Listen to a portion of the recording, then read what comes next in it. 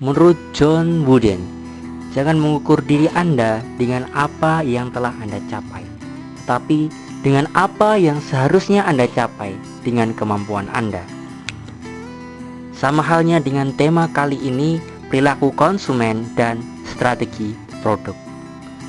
Jangan mengukur dari berapa banyak produk yang terjual, tetapi produk apa yang seharusnya terjual dengan kemampuan kita dalam strategi produk.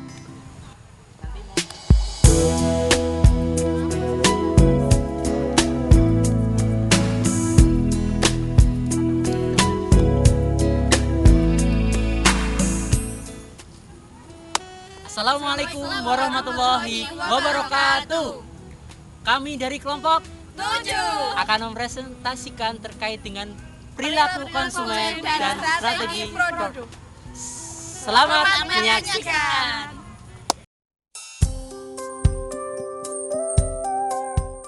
Dalam hal ini saya akan menyampaikan bagian terkait dengan afeksi dan kognisi suatu produk. Nah, di dalam afeksi dan kognisi suatu produk difokuskan di dalam kepuasan dan ketidakpuasan. Hal ini karena apa? Karena banyak sekali sebenarnya strategi suatu produk, tetapi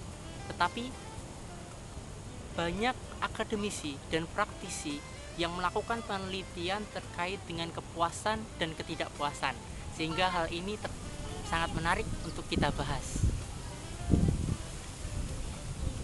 Terdapat pendekatan baru di dalam kepuasan atau ketidakpuasan, satisfaction or unsatisfaction. Pendekatan baru ini adalah expectancy disconfirmation with performance approach, yaitu apa? Suatu diskonfirmasi, pengharapan terhadap suatu produk, ekspektasi suatu pembeli sebelum pembelian suatu produk, dan ekspektasi terhadap pembelian setelah produk. Nah, di diskonfirmasi, manfaat apa dari produk tersebut terhadap konsumen? Maka hal itu akan menjadikan konsumen menjadi puas dan tidak puas. Saya contohkan, ketika kita ingin membeli suatu komputer yang bermerek Dell, kita ekspektasikan, kita harapkan bahwa Dell itu komputernya awet, bagus, tetapi memang tidak sebagus komputer yang bermerek Apple. Terus kita melakukan pembelian, kan? Setelah itu kita coba, kita lakukan operasi.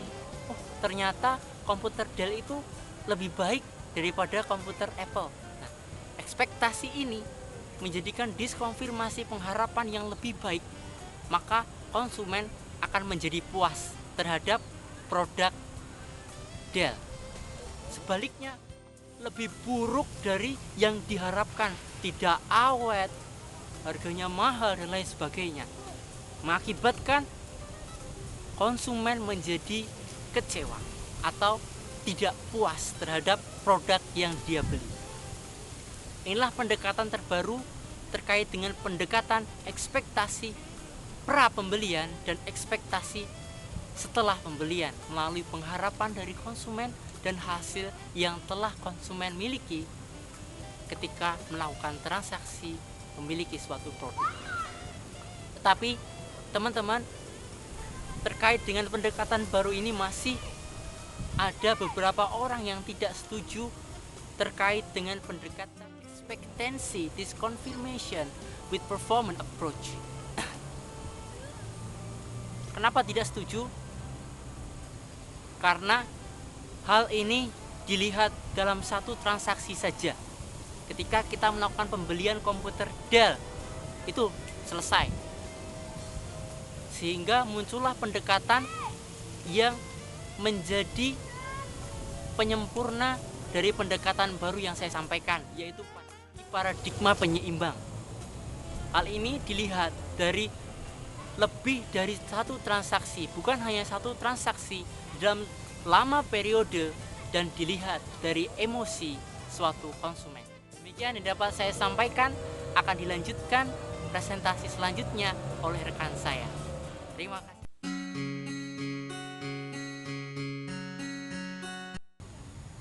Di sini saya akan melanjutkan presentasi dari Mas Lukman mengenai perilaku produk. Dari sudut pandang strategis, tujuan pemasaran adalah meningkatkan probabilitas dan kekerapan konsumen berinteraksi dengan produk, membeli dan menggunakan produk, dan membeli kembali produk. Nah, di sini saya akan membahas mengenai dua perilaku konsumen, yaitu yang pertama interaksi terhadap produk dan yang kedua kesetiaan kepada produk. Selanjutnya, interaksi dengan produk. Saat diperkenalkan dengan gagasan interaksi dengan produk, kita akan membahas hubungan dengan urutan pembelian secara umum. Dalam pembelian di toko ajaran, bahwa interaksi dengan produk menemukan tempat duduk di atas toko, memeriksanya, kemudian membawa ke meja kasir. Kedua, kesetiaan pada merek atau pencarian selingan. Dari sudut pandang strategi pemasaran, memahami pola pembelian merek oleh konsumen sangat menentukan. Dalam pasar sendiri, mempertahankan pelanggan sangatlah penting untuk bisa bertahan hidup dan jauh lebih menguntungkan daripada terus-menerus berebutan menikmati pelanggan. Kesetiaan kepada merek sendiri merupakan komitmen intrinsik untuk berulang kali membeli merek tertentu saja. Kesetiaan pada merek berbeda dengan mengulang perilaku pembelian, sebab perilaku yang disebut terakhir ini hanya berfokuskan kepada tindakan perilaku yang tidak ada hubungannya dengan sebab-sebab kebiasaan. Agar dapat dikatakan setia kepada merek, konsumen tidak hanya harus membeli merek yang sama berulang kali, tapi juga memiliki komitmen kognitif untuk itu. Selanjutnya, pencarian selingan merupakan komitmen kognitif untuk membeli merek yang berbeda, rasa ingin tahu, kebaruan, dan mengatasi kebosanan terhadap barang lain, yaitu yang itu-itu saja. Selanjutnya, menilai merek produk, barang, dan merek toko. Sebagian porsi penjual sebuah produk dapat dianggap disebabkan oleh nama merek yang disandangnya. Konsumen sering memilih produk bermerek karena nama merek menggambarkan nilai dan makna yang lebih tinggi dan lebih tinggi tatanannya.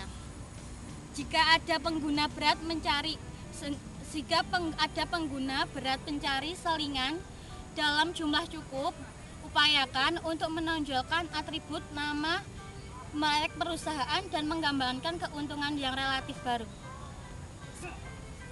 Sekian presentasi dari saya, akan dilanjutkan oleh teman saya, Mbak Yuni.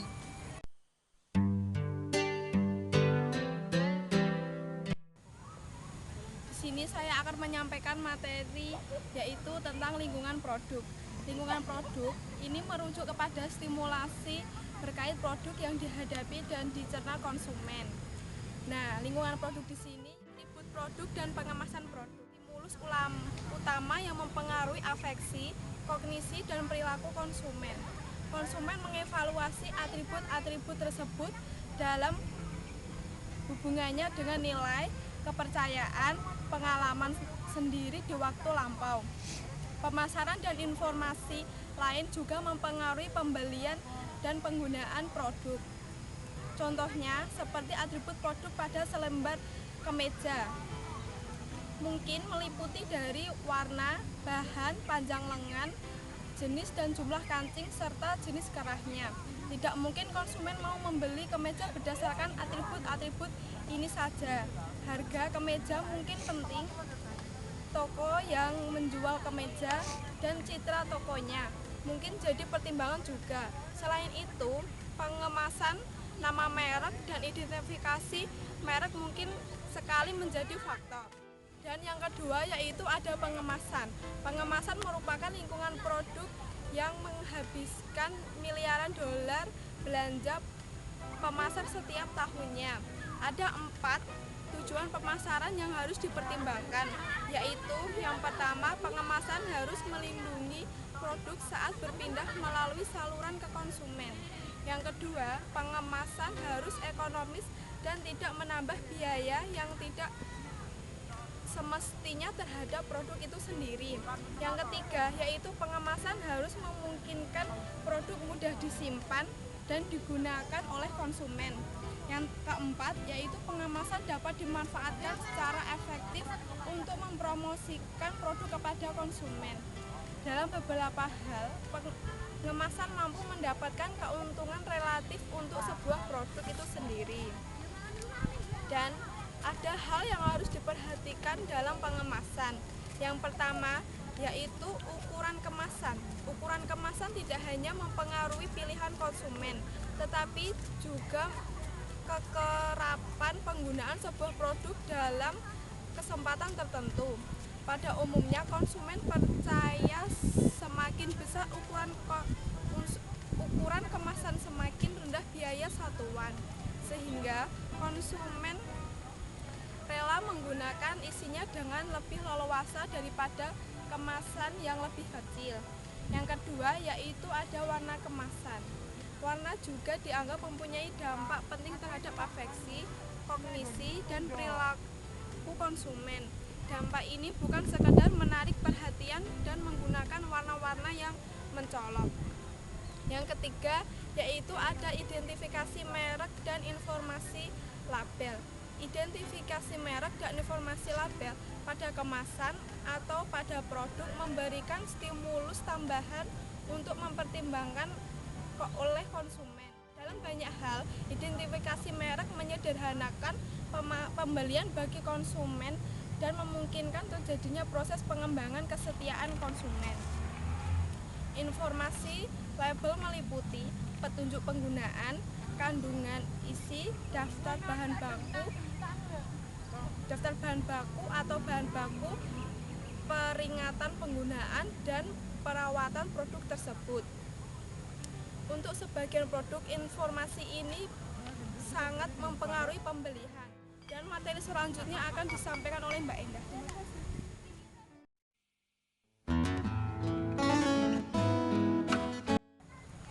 Nah, di sini saya akan melanjutkan penyampaian materi dari Mbak Yuni, yaitu strategi produk. Yang dimaksud dari strategi produk yaitu untuk mempengaruhi konsumen baik dalam jangka pendek maupun dalam jangka panjang. Dalam jangka pendek, strategi baru dimaksudkan untuk mempengaruhi konsumen agar strategi produk dirancang untuk mengembangkan kesetiaan kepada merek dan mendapatkan pangsa pasar yang besar.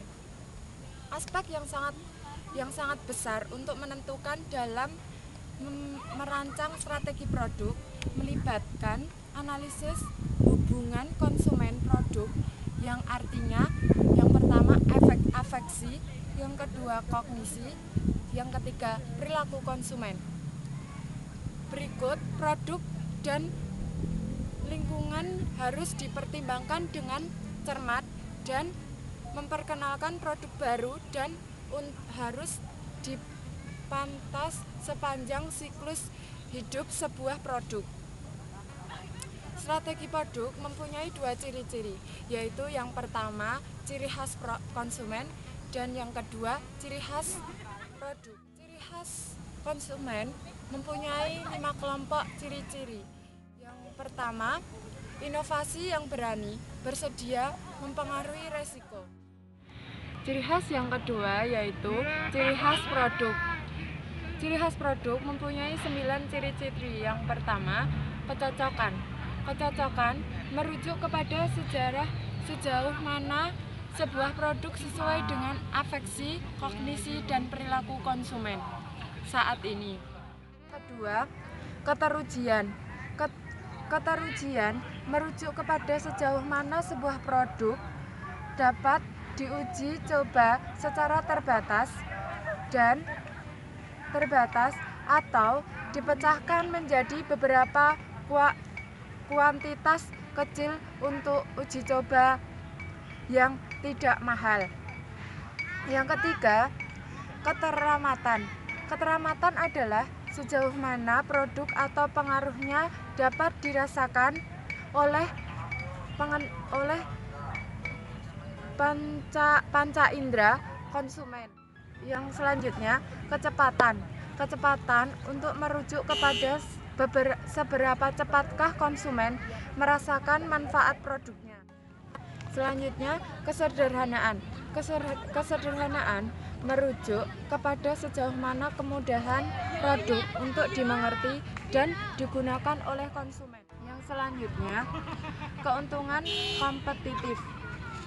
Keuntungan kompetitif adalah sejauh mana sebuah barang memiliki keuntungan kompetitif berkelanjutan, melebihi kelas-kelas produk, bentuk-bentuk produk, dan merek-merek lainnya. Yang selanjutnya, simbolis produk. Simbolis produk merujuk kepada arti produk atau merek bagi konsumen, pengalaman konsumen ketika membeli dan menggunakannya. Yang terakhir, strategi pemasaran. Nah, strategi pemasaran sampai di sini telah dinyatakan bahwa aneka ciri khas produk sebagian merupakan penentu kesuksesan atau kegagalan produk dan merek. Meski sebuah produk tidak selalu berciri khas, mutu strategi pemasaran yang digunakan juga berpengaruh penting terhadap nasib produk tersebut, akan berhasil dan menguntungkan atau justru sebaliknya.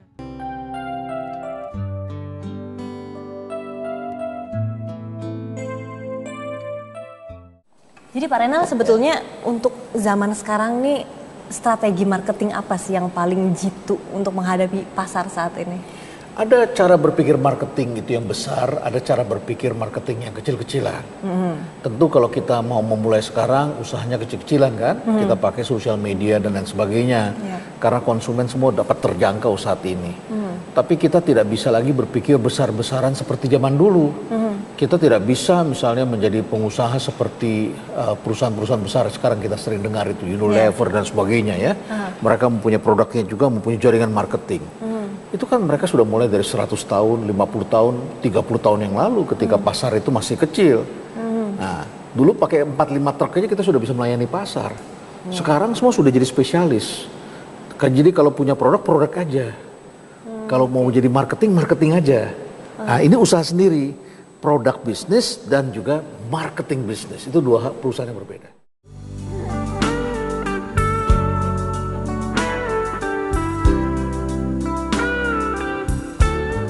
Demikian penyampaian dari kelompok 7. Terima kasih. Semoga bermanfaat. Wassalamualaikum warahmatullahi wabarakatuh.